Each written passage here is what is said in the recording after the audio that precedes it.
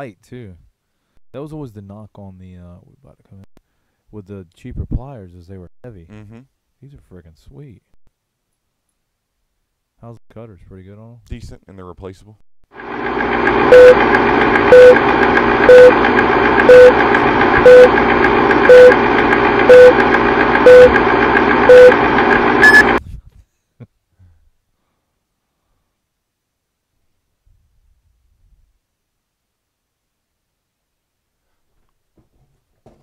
Uh-oh, what happened? Oh, shit.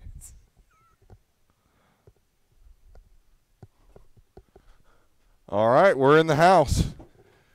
Welcome to Tampa Fishing Outfitters Live Fishing Report. It all starts with the camera being on. You got to turn the camera on. That's one thing I've learned, after doing this show for the last few months, is that the camera has to be on. And but we got it on. So we are live now, getting things ready to roll. We're going to talk some fish. I know it was a busy weekend. It was, man. I fished. I took Sunday off. I looked at my schedule, had it open. I said it's staying open. But we fished Saturday, did well. Fished Ernie on Saturday. Got one redfish. We were trying to get some bigger reds today. I ended up getting a nice red. But yeah, I actually saw him, Ernie, right? Yeah. I saw him comment on that redfish today. Yeah, I know. That's how it goes. But, and what my reply was, when you fish weekends, redfish are the first ones to scatter off. Oh, sure. And we just got a couple stragglers today. Uh-huh. But I think we're getting close to our redfish bite kind of happening. So it is what it is. Every day is a surprise in fishing. Right. So there's Brian calling me. Brian, set your voicemail up. But fishing's been continue to be good for me. Yeah. Snook fishing, it's a banner year. So far, it's not uncommon to get 30, 40, 50, 60 snook. The South Shore has been great. The trout fishing, I know there's guys catching trout. Yeah. I personally have not caught a whole lot of trout this year. I have not targeted them a lot. I'm curious, how's your trout bite been? Because you were on a heck of a trout bite last year. Well, and it carried on to this year.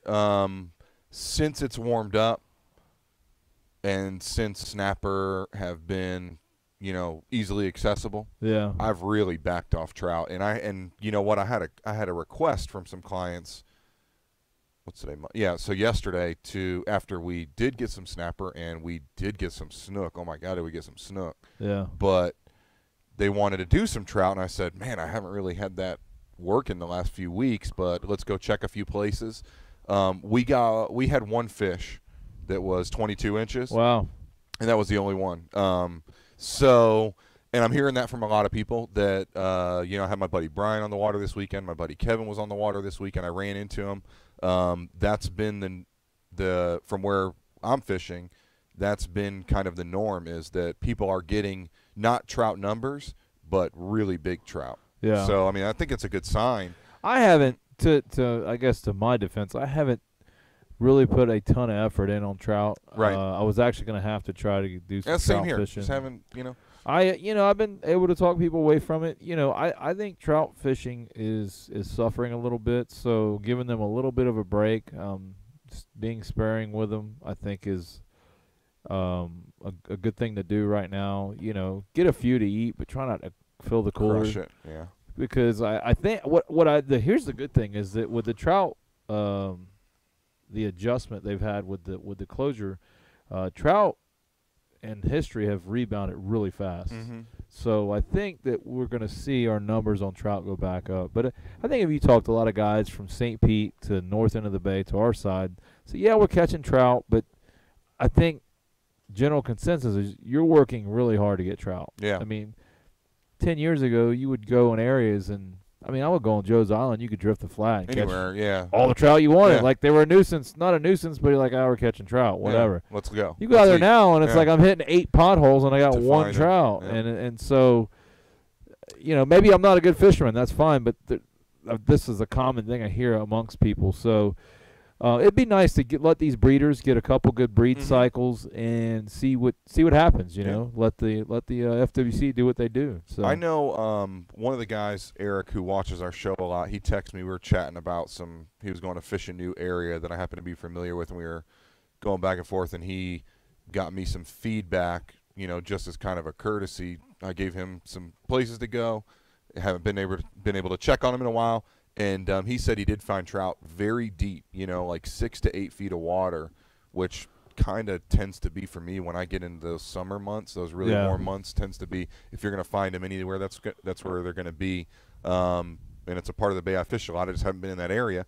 So he said he found some deeper. So I'm guessing that's probably what's happening where I'm fishing now, is they're just moving a little deeper, you know, a little closer to the edge of those flats. So, but yeah, I think they're still there if you really want to put work in for them. But for them to be a consistent part of what I'm doing, just kind of moved on. And and if you can get snapper and stuff like that, we did some bay fishing this weekend. And Donald, how you doing, buddy? Let me tell you something about Donald. Donald has listened to our show before we were able to watch it, probably since ESPN days, 1040. Donald, nice. Donald's been to some of our. We did some live remotes and stuff back in the day, and always showed up. Nice guy, cool. Donald. Nice to hear from you. I hope things are going well for you. But yeah, I mean, if you can get the snapper and stuff, give the trout a break, you know, I think it's good. We tried to get some snapper with Ernie. We went out and did some bay fishing and had a stellar morning on snook, and I said, and I had them all day. So I said, let's go roll out here and see if we can get some grouper. Had a bunch of dead sardines, so I was gonna chum. I will say, I'm not gonna give particular areas, but we saw some tarpon and I kind of got honed in on the tarpon and started throwing dead sardines, and I stayed there too long and fished till the slack tide, and where I was, the other spot we were wanting to go is like top of the high tide is premium. So swung in there and the tide wasn't moving. Right. And then we got stuck in slack tide, and the afternoon bite was nowhere near what I thought it would have been. Yeah. I kept looking for moving water, and it took forever for that tide to swing out. It did. Out. That happened to me yesterday. I had some folks on the boat, and but I know what you mean. Yeah, it was tough. But when that water was coming in, that last part of it was bringing them up.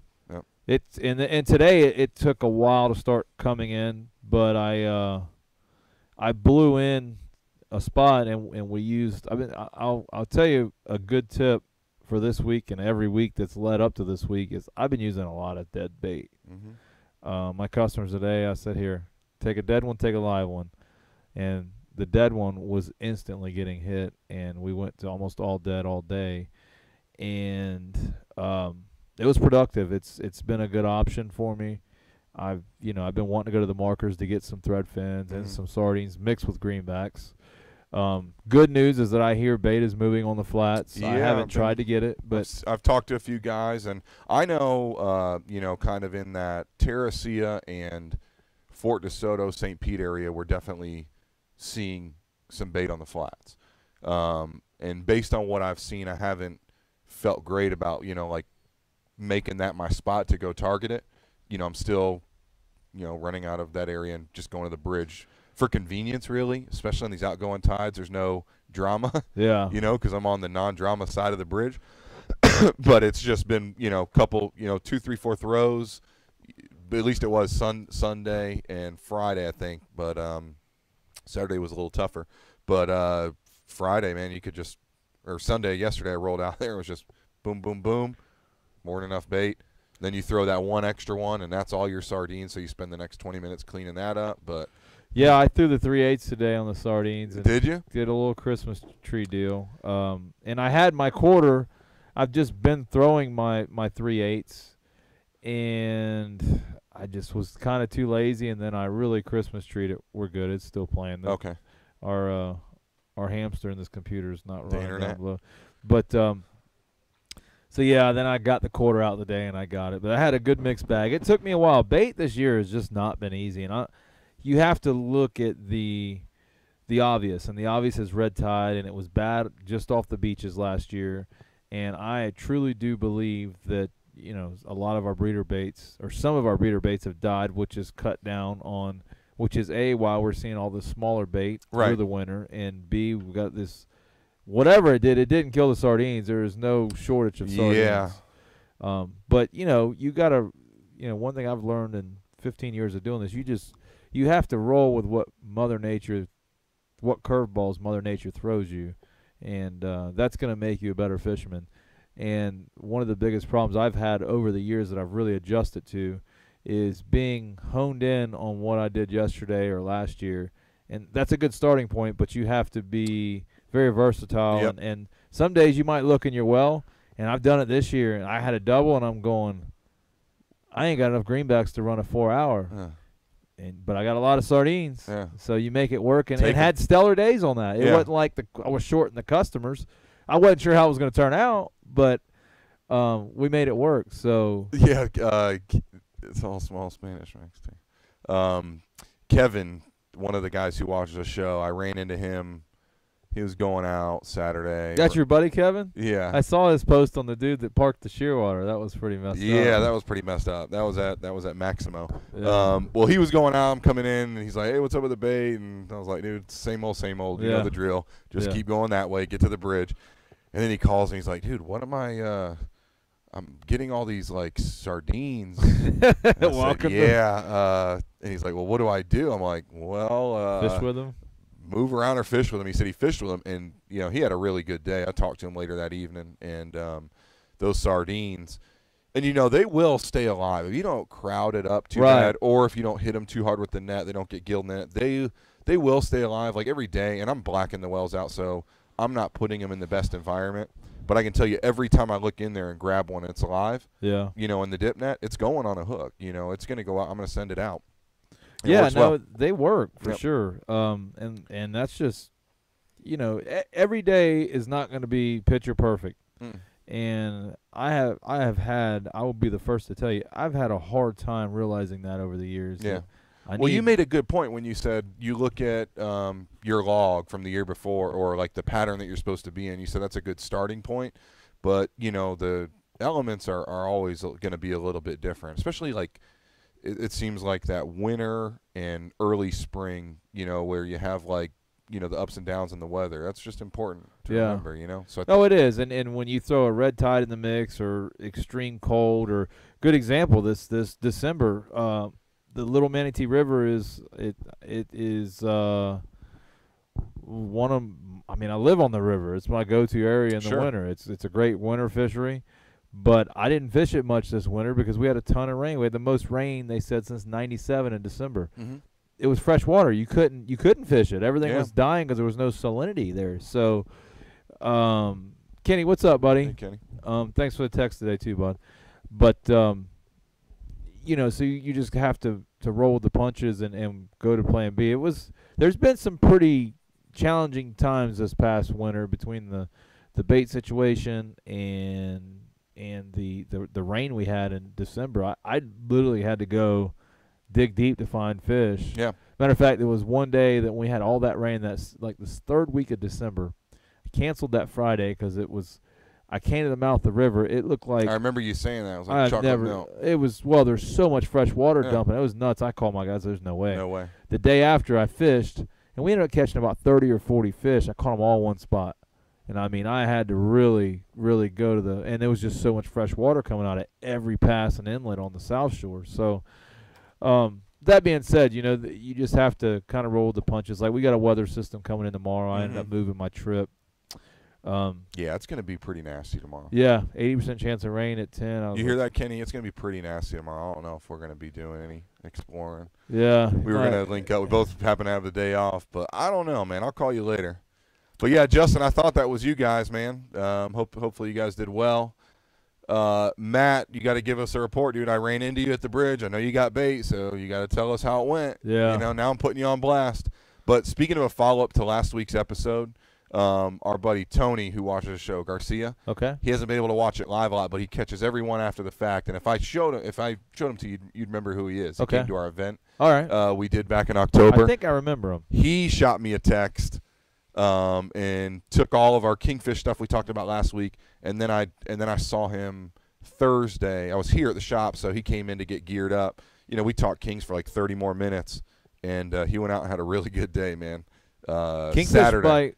Yeah, it's been good. Well, Ernie. I saw Ernie, man. Dude, he's got me booked for Saturday and Friday. He texts me pictures. He's like, "Look at these." I'm like, "Dude, what are you supposed to do then?" I'm like, "Seriously?" And then he's like, "Can we go trolling?" I'm like, "No, I'm not trolling. I legit told him I'm not trolling. I can't stand trolling." I know. Every time we talk about trolling, you hate it. Well, I mean, it works. I don't deny the fact that it does work. I just don't. I just don't want to do it. You know, at the bridge yesterday, I got a ton of blue runners in my net. Yeah. And if I wasn't so tired after my trip, I probably would have done something with them. But I'm talking like dozens. Welcome to guiding. Times I said that. Oh yeah. If I wasn't so tired, I would have went back out. But then I was like, it's right there. But I got to do my books at the end of the day, and the kids are tugging on you. Yeah. I'll be there tomorrow. So, but yeah, Kevin, what's up, buddy? It's just fishing, man. It's just fishing. That was pretty cool. They caught them inside the bay or close to the bay. It wasn't offshore, them kings. I'm not real sure where they were, but I sent them on a mission. I gave them some area that I haven't been able to check, and I'll do that with some of my good customers. Oh, yeah, definitely. My buddy Jeff, I was like, check these numbers because I'll mark stuff, but I just don't have time to check it. Check it, yep. I say, here's the deal. I don't care if you fish it. If you find stuff, A, you tell me. But you got to share the intel. Yeah, you tell me what you find, A, and then B, you don't give it to anybody else. Yep. And we can fish it. I've got that deal going with a few people too. I've sent a few guys from the show on some missions, and I did that this weekend with a couple people, and so it was cool. That's a good system. If you've got a tight group, you can trust and rely on to provide good intel. My buddy Jeff that bought my boat, he's an offshore. He's good. He loves it. He's the one that we go hog fishing. I'm pretty much fishing his stuff. I don't know what I'm doing out there. So he's good at bottom fishing. But one of the spots, I was like, go check this out. And there's a ledge, and he texts me 33-inch grouper he got on a shrimp off this ledge. Every time I go there, we get broke off. But somehow or another, he pulls the stuff out of there. I said, well, as long as somebody's catching them. Yep. But, Matt, that's a good report. Quarter-inch net. That would have to be our tip of the show. Get you a quarter-inch heavy net. Yeah. And there's not a whole lot of manufacturers that make them, and I know that one that does that we're going to promote, and that's Humpback. They've got I've heard of them. We should talk to Mr. Lee about making extra heavy on the quarters. There is. Oh, is there? Yeah, we have. So the Humpback, when I started working with Tampa Fishing Outfitters in 2017, one of the first questions Mr. Lee ever asked me is like, what could we do? What could we do? Different ideas. And I was like, man, it's like, what? Over the years, like, 1.5, 1.6, that's always kind of been that number for a cast net. And I say 1.5, 1.6, I mean pounds per foot, right? Yeah. So if you have a 10-pound net and it's 1.5, it's a 15-foot net. If it's 1.6, it's a 16-pound net. But over the years, even before I was gone, I was, heavy into fishing. I would always order nets from whoever could make them. Tim Wade was probably the one I used most. Derek, we'll get to that after we finish up with the nets. That's a great question. Yeah, we'll talk about that. But I used to order these custom nets that were 2 pounds a foot, 2.25 pounds a foot, 1.9 pounds per foot. Like Black Pearl, when they were in business, would make that. And I told him, I said, what isn't readily available to the Tampa Bay angler that everyone needs is somewhere they can go and get that net if that's what they want. If bridge or markers or deep waters where they're getting bait, make one that's heavier. You got a great net going. So we did that. We did a 2 pound per foot, and we did like an experimental trial, made like 60 of them, and in like 2 weeks they were gone. Once the word got out to the guide community, they were gone. Now, what's it, 2 pounds per foot? 2 pounds per foot, and it comes in quarter, 3/8 or half-inch mesh. But not in the 11s, right? 10 and 12s only. Yeah, see, that's where I think you got a 12 2.0 in you. You've been hitting the gym. I threw Thompson's regular 12 quarter, and it's not the weight that with that extra mesh it bunches. I would like to try the 10 quarter, extra heavy, because the thing about the quarters, like if you have a 3/8 12, it's a lot of material. It's a lot more material to hold in your hand, so it's not really slinging it. Right. Which it took a lot. It's not the weight, it's more of just the handling the net. And I think that's the big. I told you today, I was like, man, I fell in love with the 11s, and I haven't been out there and said I got it with a 12 and I couldn't get it with the 11. I got an 11 quarter.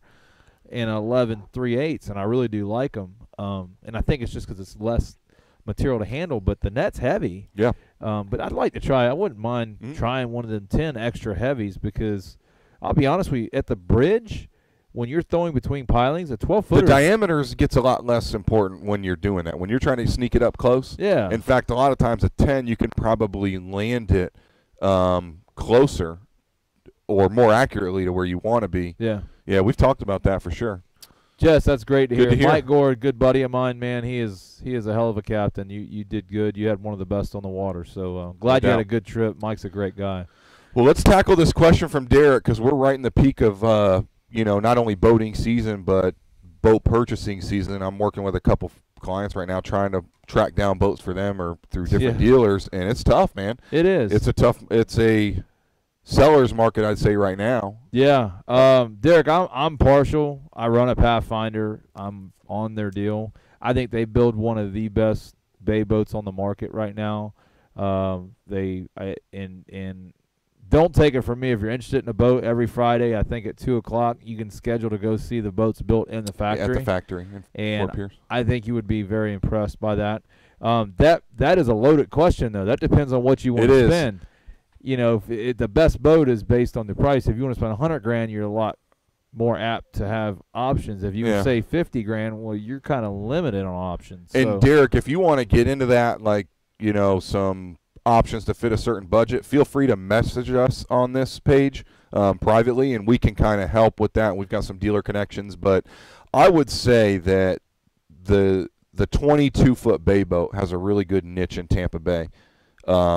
And where I tell you that's going to be perfect is a 22-foot bay boat is going to be great for somebody who wants to spend a lot of time flats fishing and then do some things near shore, offshore bay fishing. Or just want the comfort of a 22-foot boat. Right. Without, because when you go from a 22 to 24 or 25 or 26 nowadays, the price jump is price jump, the trailer, for somebody who maybe hasn't owned a lot of boats, then trailering it becomes a little more difficult. So there just comes a little more that you have to deal with. Why don't you ask us, or if you're looking for a boat, what size? I guess he is asking what. I didn't read the whole question. Yeah. Best size bay boat. Me personally, with the way our bay is, I would say probably a 24 to 26 because we were just talking kingfish. Yep. I think the 22 will get the job done, but I think you have a lot more room. Also depends, do you have a family? Is it just you?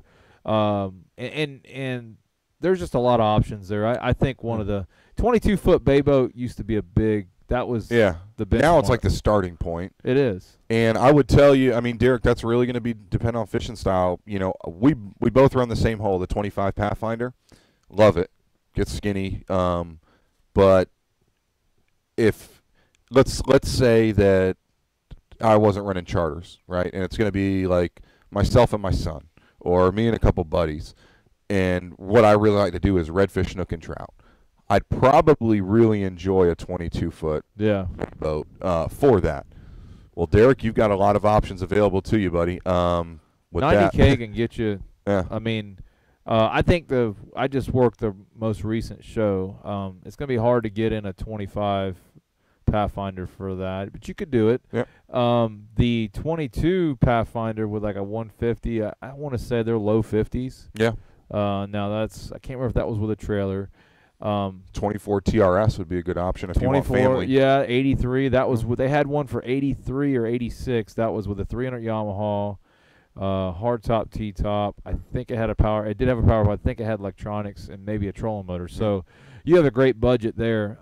There's a lot of you have to figure out what you are going to spend most of your time doing, and like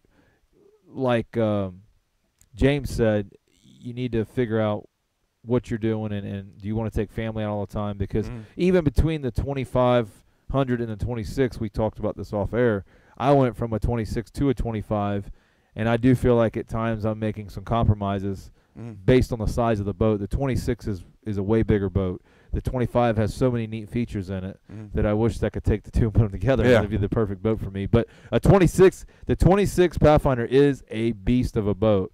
for me, it's great. I'm always heavy loaded. I got a lot of people. Mm-hmm. But if you're 2 people and you're fishing inshore, it's a big boat. Yeah. It's not worth $100,000 you're going to pay. Right. But if you're 2 people and you like to run offshore 20, 30, 40 miles, but then you want to fish snook, the boat can do it all. Right. So versatile. Yeah, versatile. So it really depends on For $90,000 you can get a 23-foot boat that is from Seattle. Mac Daddy. So yeah, and like I said, Derek, feel free to message us.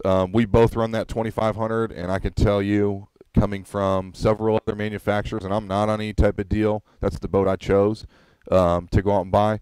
That layout, and I've got 2 kids myself, and believe it or not, in the guide business, you have to look at those family-friendly boats, especially when it comes to space and seating and things like that, because a lot of times that's what we're taking out, Derek. We're taking out a family of 4 or family of 3. So we're oftentimes looking for a lot of those same features. And what I like about the Pathfinder lineup when you get in those is those third-row seating, you know. Stuff the 26 doesn't have. The one that the HPS, the TRS does, the 26 HPS does not have third-row seating.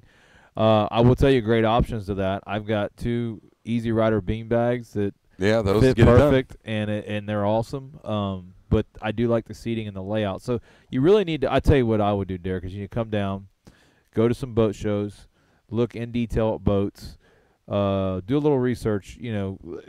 Family Boating is a dealer I work with, great dealer. They have a bunch of stuff in stock. They sell a ton of Sportsmans. The Sportsman is a great boat. I can personally show you 10 things on why the Pathfinder is, I believe, is a little bit better in quality. But the Sportsman makes a great boat, and it's an option. It's a second great option. So they sell both them brands. You also have Sea Pros came a long way. They make a beautiful boat. I ran Canyon Bay for 10 years, custom boat. They make a great boat. Then of course when you start looking, Blazer Bay. That's what I was going to say. The West Coast Marine. I have spent some time at their dealership getting my Skeeter sold. They took care of that for me. Blazer Bay, I would say like 5 years ago, was somebody I wasn't even aware of. Yeah. And I went and looked through their inventory now and some of their things they're doing and the price points. Yeah. If you're not looking to get that like top tier finished boat, but you want like the speed, you want the fishability or the family features in some of those, man, that is a brand that's going to be making some waves. I can tell you that. And with those guys at West Coast. Don't know much about the Tidewater, Derek. Tidewater is middle of the road. I've been in one. They're definitely middle of the road. One thing I'll tell you to look at when you start looking at boats, and I would say Pathfinder sets the bar on this, open up where you think you're going to need to work at a time or two when stuff breaks. A, see how easily accessible it is. B, look at the wiring and look in the hatches, look underneath the hatches, because they all look good at the boat show when they're under the lights. With all the hatches closed. With all the hatches closed. When you start looking at look at the pickups, look at the pump mounting, because you're going to go through pumps. If anybody knows about going through pumps, I do. How are you going to get to the pumps? Can you easily exchange it? Do they have the Dioch connectors? Are they heat shrink? Is there just butt connectors with open wires? Is the wires labeled? One of the things that Pathfinder does is the boat pre-wired for speakers and power steering and any other option you're going to put in the boat. These are the little things that I know Pathfinder does as a manufacturer. If you're going to put a T-top in it, a lot of people don't even realize that if the boat has a T-top in it, A, is it aftermarket? B, if does it have aluminum plates in the floor, the backing plates. This is kind of where boats have caught on, boat manufacturers, but there's still boats out there putting stuff, because I can tell you if they don't have backing plates and they're using core material in the deck, you're probably eventually, it's not if, it's when, you're going to have problems. So, there's another cool thing that I really thought was neat that Pathfinder did is my first boat, I hung my trolling motor. Couldn't get my hand underneath the deck to put nuts on there, so I had to use what I call them zip tees. But so I got talking to one of the engineers over there on my second boat. He goes, man, just drill and tap it. We got plates already in where the trolling motor is. You don't have to put nuts on it. And so little stuff like that, you might pay a little bit more, but sometimes it's worth it. Sometimes it'll pay it's off not in the worth resale. it. A lot of times it'll pay off in the resale. So Shearwater makes a good boat. I don't I've ran one of them a while back. I thought it was a nice boat. The wiring was a little chintzy, but I think they've stepped that up. Trying to think of who else. There's a ton. There's so many good builders now. Well, let me not say so many. There's a lot of good builders.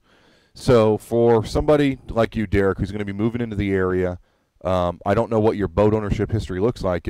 One factor is there's a lot of good boats, but which of them are dealt locally? Like, am I going to have a good relationship with a dealer? Because odds are, I mean, even for us, boats spend some time in the shop inevitably for little things here and there. I wish Rick was here because I think Ranger makes a great boat, but he did have some issues. And him having to deal with a boat manufacturer that was in Arkansas, 16 hours away, and a limited dealer network now was a real headache. I will say Ranger stepped up, fixed the problem, and Rick he's that 1% person that keeps a boat for 50 years. He had a lifetime warranty on his hull to the original owner, and Ranger, he had a transom issue. Ranger stepped up and fixed it. It was an 06 boat. So he did step up, but I can tell you when having Pathfinder, I'm just going to use them because that's who I deal with. They're in Fort Pierce. It's a 2-hour drive. So it's having somebody close to where you are makes a big deal. Derek, you're going to probably be getting away from aluminum boats coming here. I know it's totally different up north, but and Derek, feel free to connect with Justin. I see him on the water a lot. They run a Tidewater also, so any feedback you need or that'd be somebody to talk to. I was told by a really good buddy of mine that the Tidewater boats ride really good. And you know who else does is Ken Mercer. He runs their 25. Okay.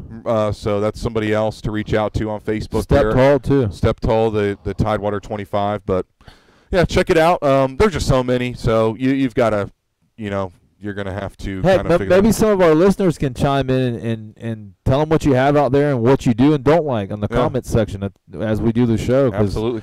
I can tell you this. One thing is you can look at a boat up and down to your crawl side until you get in that thing and use it for a year. You go, oh, man, why'd they do that? Oh, why did they do this? Somebody that already owns one that'll give you a truthful – I mean, everybody wants to like what they bought, but a lot of people give you a truthful, I really don't like this about that. I do like this about that. So that'll help you make a good decision. But or you get somebody that feedback from somebody. You say, what do you wish you'd done to it? Right off the bat, so you get kind of ahead of the curve. But yeah, you've got a great network here, Derek, between us and all the folks that watch weekly. I know we've got a good group, so definitely feel. I've been in a number of boats. Love the Pathfinder, and then we had who was that above? Oh, Travis. Oh yeah, he runs 2,500. Yep. Man, I love that boat. I do.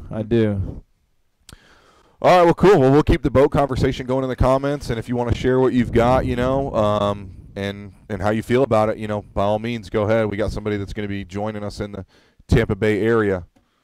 Sierra Michelle. Oh yeah, that's Matt. Yep, saw them at the bridge. Yeah, he's 26. He's looking at. He's chopping at the bit on a 25. I will tell you this. Is that if you go and you're talking to somebody that runs a boat every day? I went from a 26 to a 25. You're gonna love the layout. But it's like going from an F250 to an F150. There is a difference on the size and room.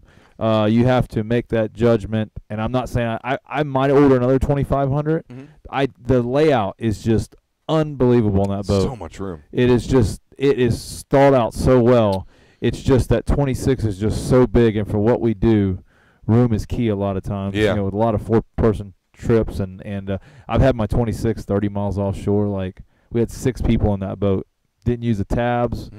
Running rides. And 40 mile an hour, getting it. It was a great boat. Yeah. So either decision is going to be good. Just have to see which one works for you. Yep. Tay's got a question here. The Skeeter 24. Yeah, I've come out of a Skeeter. Tay, question: what depth of water the grouper are in right now? I would say I didn't catch any grouper that day. So yeah, the only. If you're looking for something you can put in the cooler, the only thing you're going to be able to go out there and get is reds. And from what I understand, listen, I am by no means a red grouper fisherman. Yeah. But I know they're out pretty deep right now. Yeah. So you're going to have to make quite a run to get out to those. Gags could probably be found in lots of different depths right now. Still in the channel, still around the bay reefs. still on all the reefs and ledges on your way out of the bay. They're going to get, generally, the rule of thumb is going to be bigger the further you go out. But I would say gags, you probably stand a better chance of getting a keeper size grouper shallower than you do a red grouper. But you're going to have to wait till I think it's June to be able to keep a gag grouper. Which makes absolutely no sense to me. Yeah. But, it is what it is with the I've always said that anything that has a commercial market and has to do with federal waters is just crazy managed. Mm-hmm. It doesn't make sense. Common sense to me just doesn't come into that factor.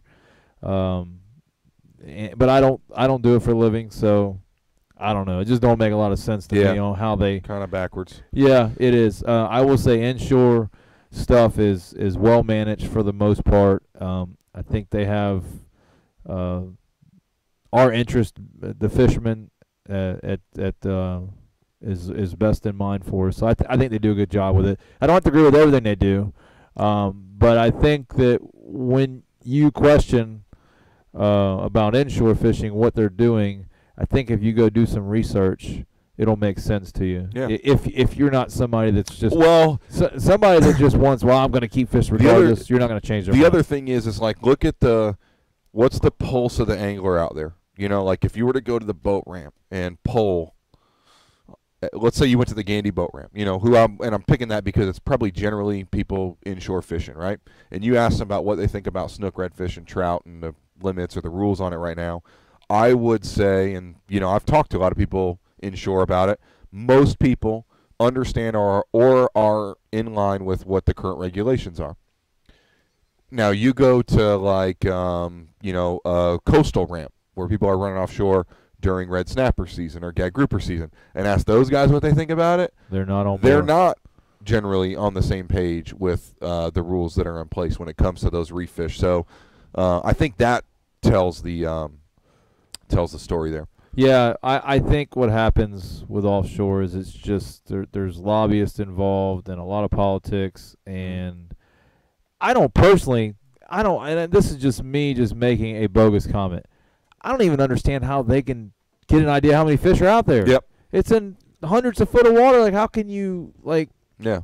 And now they're making the offshore guys have them tablets where they got to do whatever they got to do. Yeah, you got to log your catches. Oh man, I see this and I go, I'm glad I inshore fish, and I really feel bad. And then you have the permits and for the pelagic species to keep anything, and there's a lot of guys. I don't agree with that, but I will say this: the guys that do have it are doing it the right way. And so the guys that don't have it, that go out there and are breaking the law. Sure. Even though you don't agree with the law. On the guide side. Yeah, on the guide side. So it's just a lot of stuff. But, my buddy goes out there all the time. It's fun fishes, and he does a lot of hogfish. The amount of, American red snapper that they're catching out there has to be some flaw in that data. Yeah. You talking about John? Jeff. Oh, John, all right. Yeah, and John, too. Yeah. That was they were family. So, but something's not right there. It just don't add up, know. With snook, people say, yeah, you catch a lot of snook, but you don't catch a lot of big snook or slot fish. Yeah. And there's science to back that. So I don't know, the offshore thing is crazy. But we got a question here from Chris Thatcher. Are the tarpon starting to show up in the bay in numbers yet? I had a few rolling behind my boat the other day, and they kind of screwed my afternoon up because I got honed in on them and excited and tried to fly one and didn't work out. There are a few. I don't think they're in numbers. Yep.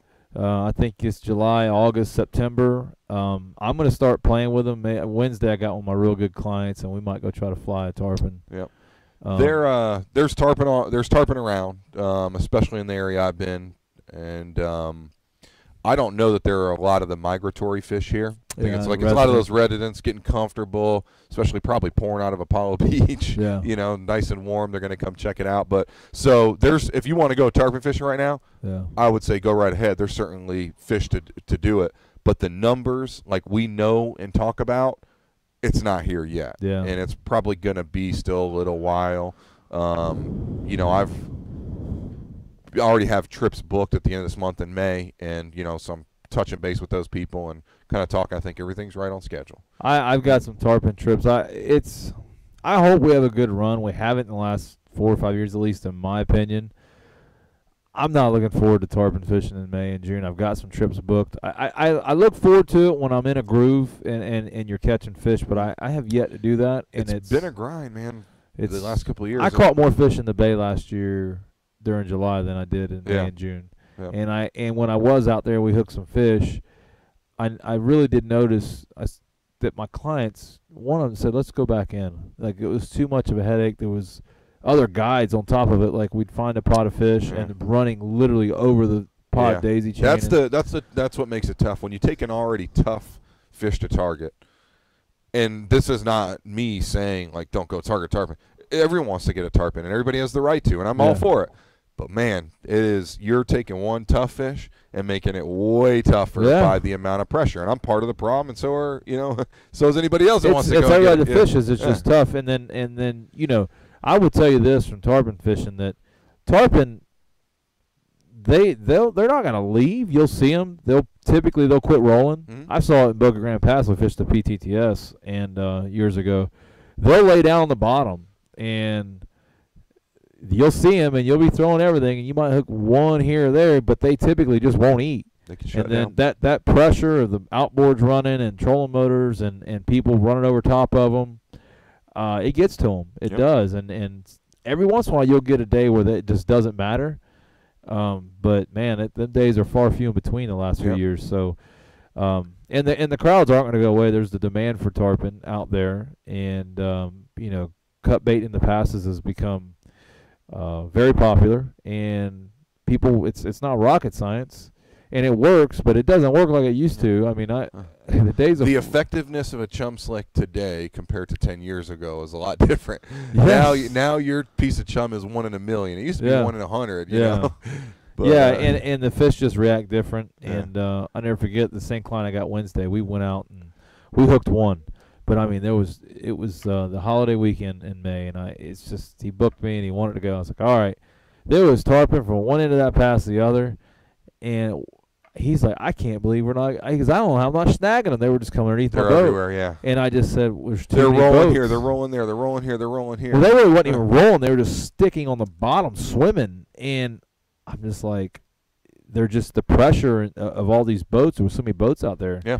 They feel it. I mean, you'll hook a few, but it's going to be a grind. I can only imagine the thought of a tarpon who's like come to enjoy Tampa Bay year after year, and he's probably like, man, this is great. Like 10 years ago, oh, look at this, guys, I found this slick. Look, come here and eat all this stuff they're throwing. Now they're probably like swimming through it, like, God, get the chum. I can't even see, guys. I don't want it no more. I can't more. even see where I'm going. There's so much chum hitting me in the face.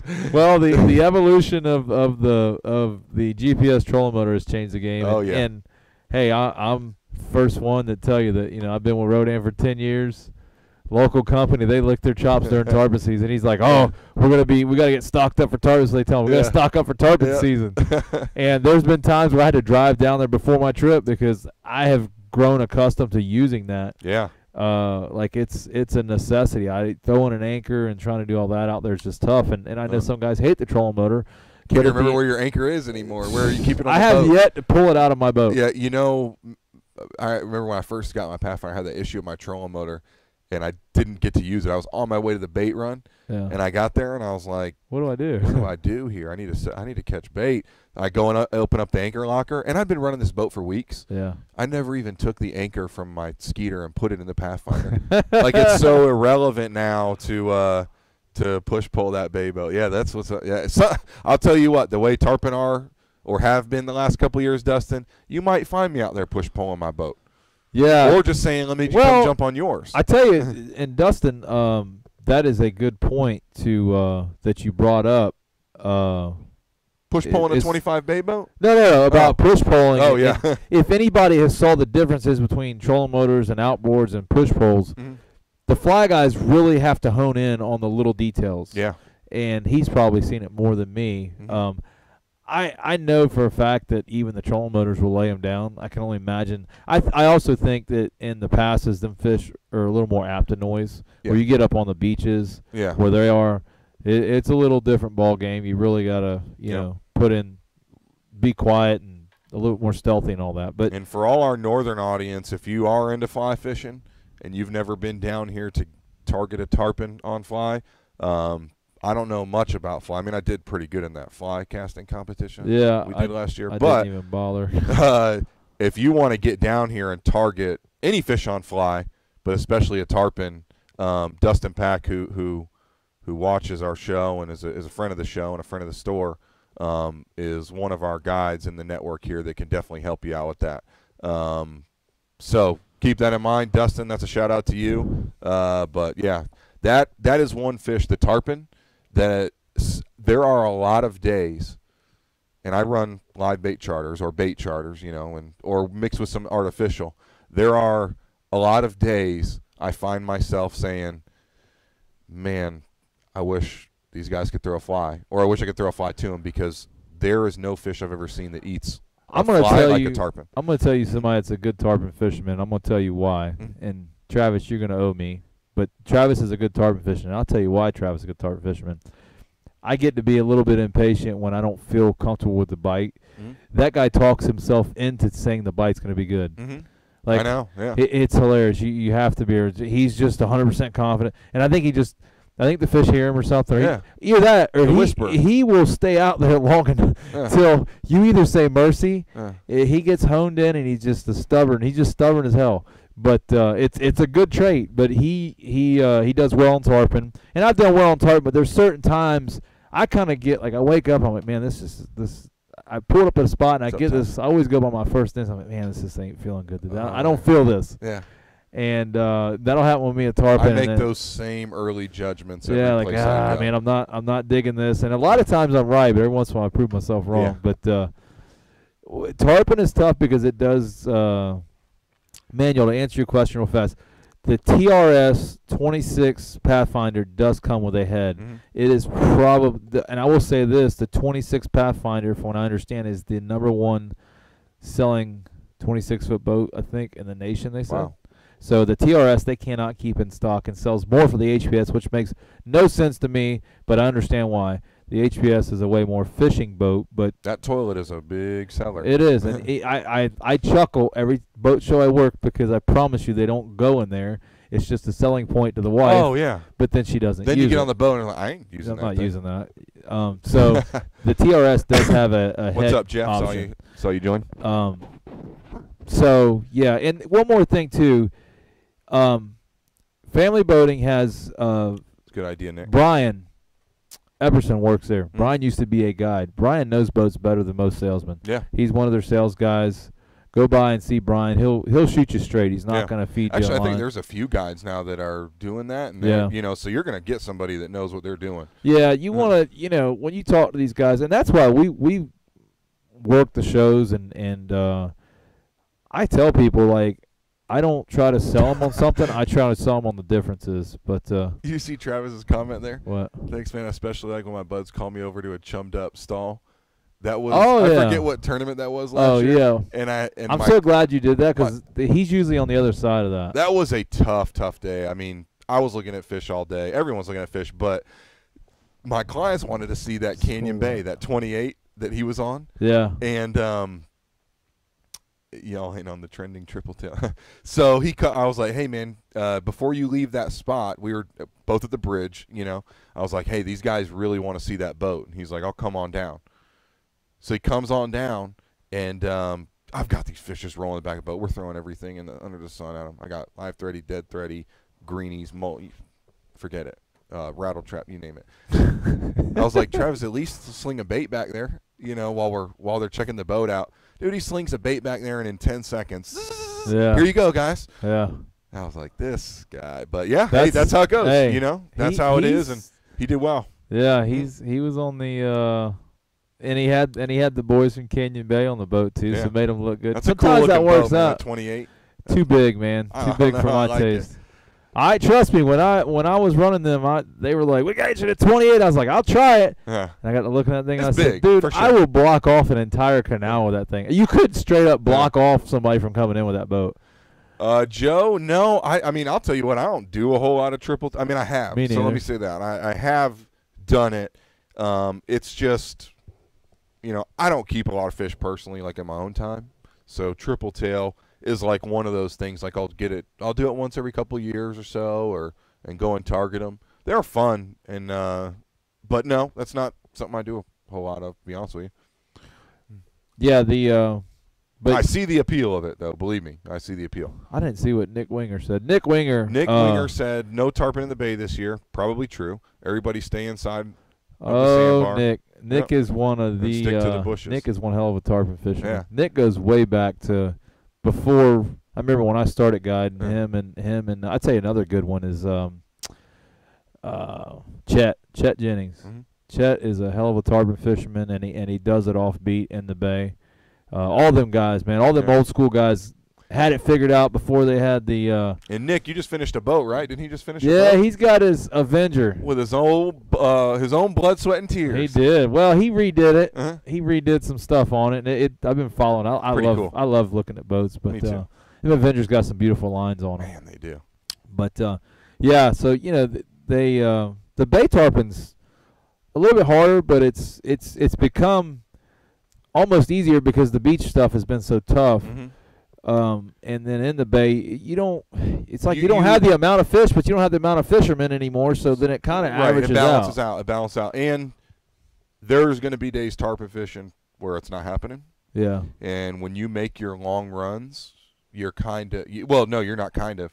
That's what you're doing that day. Yeah. There's really no plan B. And I think that when you get in those late season, which is when I like to do the bay style, you have some other options. You have a lot of other options, as a matter of fact. You can do just about anything you want if that's the case. Well, things have changed a lot, too, from when I started guiding, which is when Nick Winger and Chet's still guiding. But, you roll up the big pass and cockroach and whack 30 snook. I mean, it was you can still do that, but I find myself fishing stuff that I never used to fish.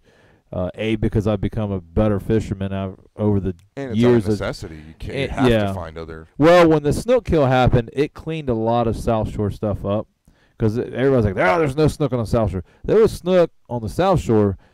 To me, it was in areas that you typically don't fish. So the community holes really got pounded, but there was fish in other areas. So that snook kill made me a lot better fisherman. And at that same token, I had gotten away from my tower, so I really had to get on the trolling motor and put time in. So, but the tarpon's the same way. They're a little bit more hit or miss in the bay, and it's a little bit harder to dial them. It seems like July, August, you get them dialed in a little bit better. June is like sketchy. They are around.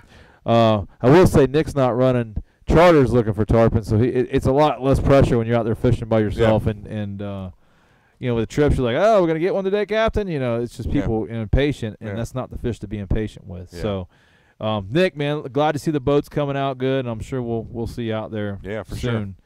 But there are a few tarpon moving around the bay, but not numbers. Mm-hmm. So, but the best of the rest, I think we're starting to see some mackerel coming in. Definitely. Oh yeah. I mean, they're gonna. I just did a fishing report for the show here, or for the shop, and that was one of the things I talked about on the horizon. I mean, the kingfish get a lot of love, but those mackerel, man, I mean. They're fun fighting. Danny's always Danny hadn't fished as much as he previously had. He's kind of slowing down, but Danny, I was spoiled by Danny because me and Danny are real close, and Danny did more bay fishing than I did. Yeah, so I was like, Danny, how's the mackerel? Oh, it was good. Go over here. Well, now Danny hasn't been running a whole lot this year, so I haven't. You don't have that one. I kind of hone in on my sport fish, the snook and all that, but then I get the people want to eat fish.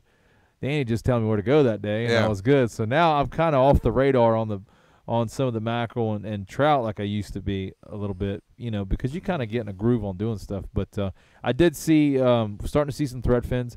I tell you one concern I've had, James, is I'm not seeing the big schools of thread fins, and I wonder if the red tide had something to do with. They're around. One thing I know, and to talking to my network of kingfish guys, and that you can definitely get them. But they're not at the bridge like I would expect.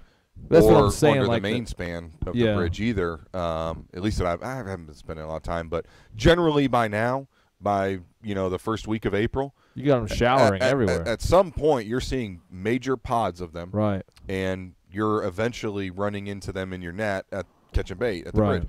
So not seeing that, but I know for a fact there's a lot out in the channels leading out of the bay. Okay. And out in front of the bay. So. Yeah.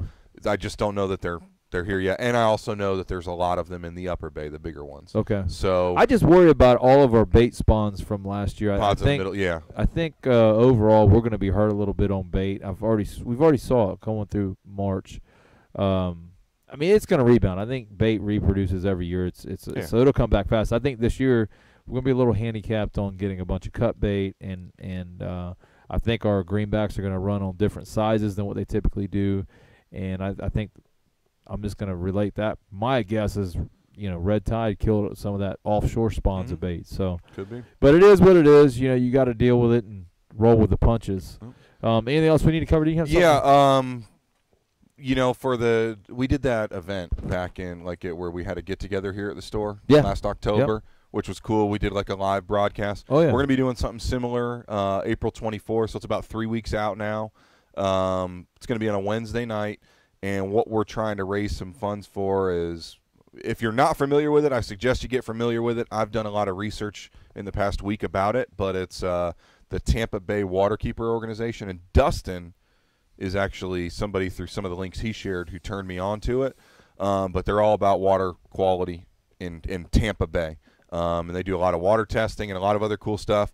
But they're a total nonprofit, and we're going to try and drum up some support, some financial support for them. We've got some early support in from Penn Reels and Bull Bay and Star Rods. Everybody's going to be donating some cool prizes, and we'll always have our Humpback Cast Net, brand helping out. But we're going to do another get-together. We're going to have some beer, some food truck, all that goodies. And so April 24th, you'll start seeing that on social media in the next couple days. I'll be here hanging out, and I'm sure we'll try to get some of the other guys locally. And but yeah, it's going to be a cool event with tons of stuff to give away. And you'll also learn about what this organization is doing about water quality in Tampa. Yeah, and which is important. Yeah, really important. I had a long conversation with Andy, who I think is the the chief of that organization, and he kind of runs the show. And we're going to try and get him on to tell us a little bit about that for those that can't make it to that event. Okay. But I think he'd be a good guest to get on the show. I did a deep dive, like I said, in this last week, and I've learned a lot about what they're doing and about some of the challenges we're facing, but I think he can really bring a lot of context to that issue. Yeah, we'd love to have him on the show. We're trying to get some more guests right now during this time of year. Stuff. The year of seeing What's two tough of us trying here. To get 4 of us or 3 of us. Yeah, Rick had to go to Georgia. Travis is running 2 trips a day for a place over in Ruskin, and so we're all kind of covering. And this is why we have 4 of us this time of year, because it is tough to get to Tampa, especially from Ruskin or Brandon at a timely manner. But we're going to get some guests. We're going to have some good stuff. We're going to do some good giveaways. We got some big things to unveil coming up. We do. We need to get that happening slowly, rolling. But it's happening. We're going to have to kick each one of ourselves in the butt and pucker down and get it done. But just stay tuned. Look for updates. Beer, fishing, and water quality. I'm down like 2 flat tires.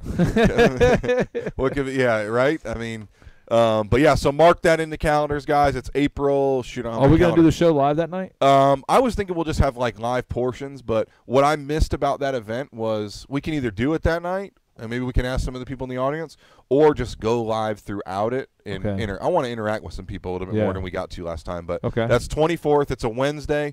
It's going to be going on from 6 till whenever, let's call it 8-ish, 9-ish, or until the keg is not, till the keg is floating. But, yeah, so it should be a good one. Lots of giveaways. Oh, huge discounts, too. Right now, the store has, when you build any combo in Tampa Fishing Outfitters, so any reel you've had your eye on, any rod you've had your eye on, Kevin came in and put together a Bull Bay tarpon rod and a Spinfisher pen. But any combo you put together is 15% off the whole price. Wow. So, I mean, that's some pretty significant savings there. So that's for the whole month of April, guys, so take advantage of that. But that's it. That's all I got for now. Go get some food, man. Are you hungry? I'm hungry. I'm starving. All right, guys. Till next week, tight lines and catch them up. See ya.